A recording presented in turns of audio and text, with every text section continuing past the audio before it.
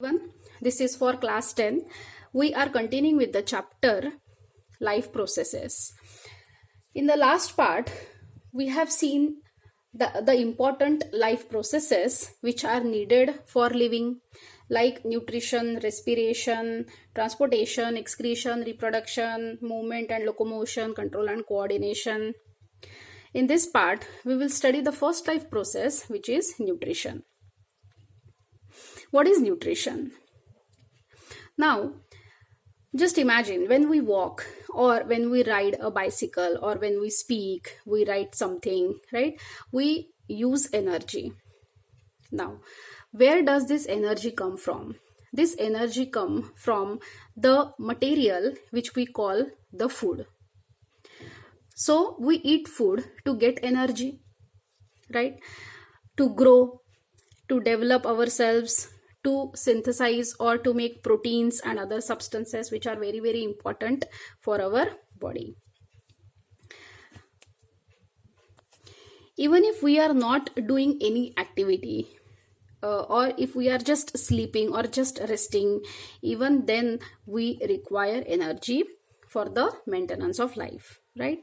Now, see, all living organisms need food, but the way they are getting or the kind of food or the kind of material they are taking, the material can be different. Like some organisms use simple material obtained from inorganic sources in the form of carbon dioxide and water. For example, if we talk about plants, so what plants do? They use simple compounds which are available in nature, right? Like they use carbon dioxide and water, and in the presence of chlorophyll and sunlight, they prepare their food, right? So they use simple substances. That is why digestive system is absent in plants. Because why digestive system is required? To convert the complex food into simple food, we need digestive system. But in plants, as they are already taking simple food or simple substances, so no need of digestive system. Whereas complex substances are used by some other organisms. Like if we talk about humans, then what we do is we eat complex substances, right? Then we have a digestive system in which these complex substances gets converted into simple substances and absorbed in the blood, right? So in the organisms which use these complex substances, they make use of enzymes. These enzymes are nothing but proteins only. They are also called as biocatalysts. And what they do is, with the help of these enzymes, they convert complex substances into simpler substances. So that type of nutrition is called as heterotrophic nutrition, right? And the when we talk about plants which use simple substances, they are called as autotrophs. So we will study in detail what is autotrophic and heterotrophic nutrition. But before that, let's see what is nutrition. Let's see the definition of nutrition. So what is nutrition? Nutrition is defined as a process by which living beings produce food and change it into, living beings procure food and change it into simple absorbable form by a series of biochemical processes. It means what?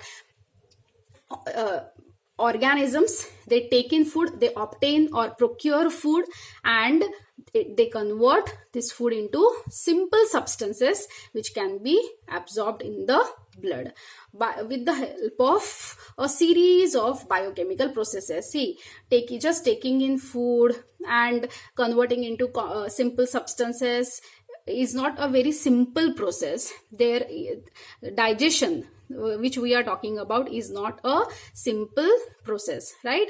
It is a mixture, it is a combination of lot of biochemical processes. Okay, so now how the organisms are procuring their food, depending on that there are two modes of nutrition. So the two modes of nutrition are, one is autotrophic nutrition and the other is heterotrophic nutrition. Now, autotrophic. Auto is which can make their own food. They are called as autotrophs. Like we know green plants, it occurs in green plants and in some bacteria also, right? Now, what do these organisms do? These organisms manufacture their own food from compounds like carbon dioxide and water in presence of chlorophyll and sunlight, right? So this is called as autotrophic nutrition. Here, organisms can make their own food, right, from simple substances like carbon dioxide, water, chlorophyll is present in plants, green plants, and in the with the help of sunlight, right? For autotrophic nutrition to take place, what is this process called as? This process is called as photosynthesis.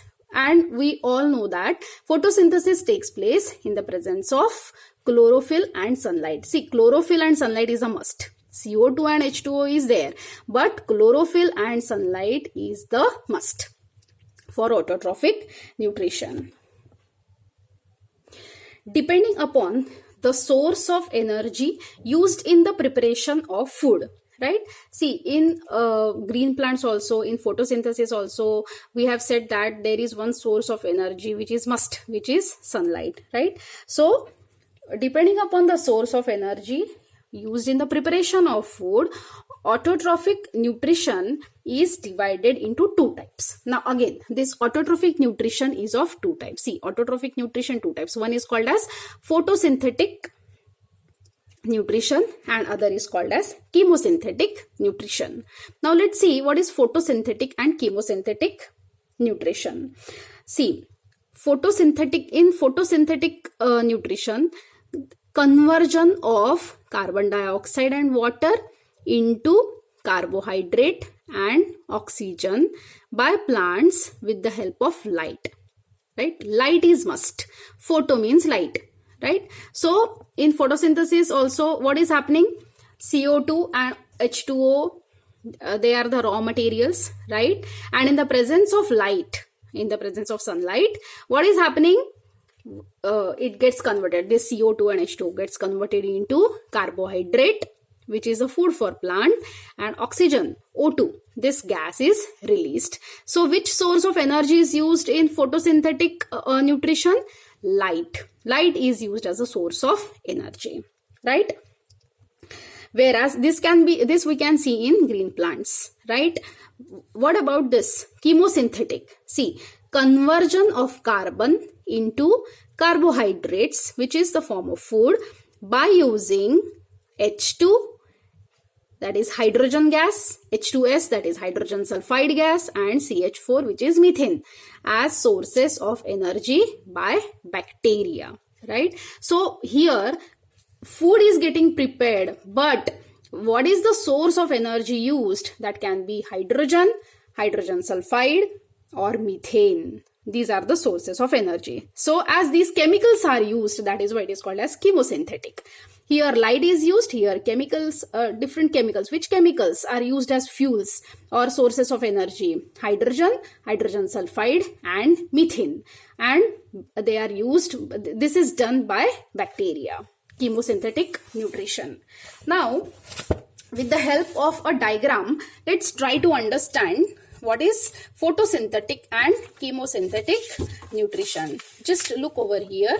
See, this is very, very easy to understand from the diagram. Just see.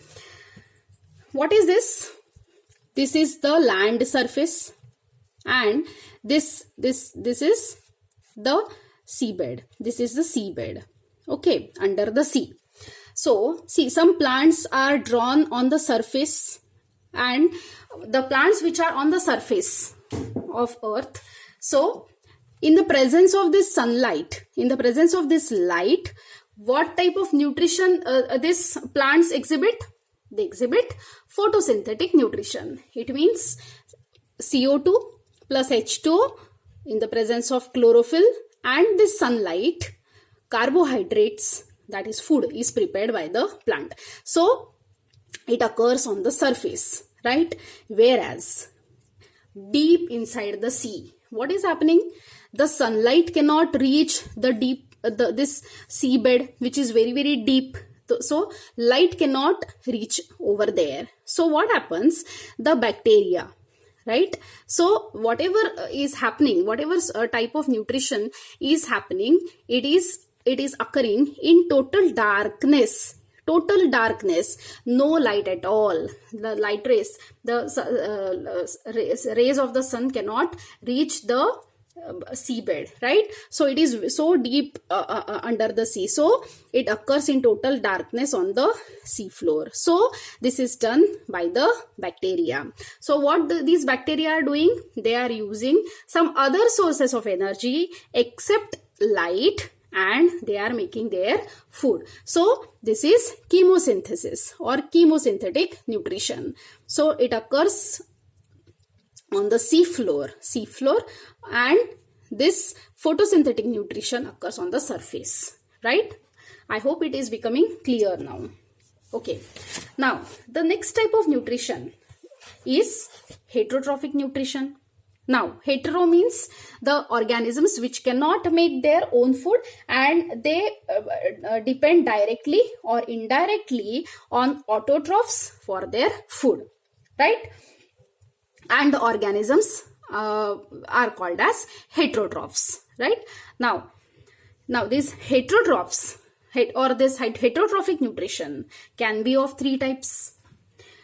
First is saprophytic, parasitic, and holozoic. Now, what is saprophytic nutrition? See, in this mode of nutrition, organisms release some enzymes to digest the dead organic food and derive nourishment from dead decaying organic matter. Like suppose like fungus or fungi. Some examples of fungi are mushroom, then mold and yeast. See what these organisms do. These directly depend on dead and decaying matter for food, right? So what these organisms do is they secrete or release enzymes on the dead and decaying matter and convert that solid matter into liquid fluid form, so that they can be easily sucked by these organisms, right? So what they do is they release enzymes, convert the solid matter, solid dead and decaying matter into liquid, and they just absorb it, right? So that is saprophytic mode of nutrition. Then parasitic is, see, some organisms live outside or inside the body of other organism. That organism is called as host, right? And derive their nourishment from the host without killing it. So these parasitic, they obtain their food from host. That host is a living organism, it is not dead. And these organisms, these parasitic organisms or parasites, do not kill the organism. They just live inside or outside the body of this host organism.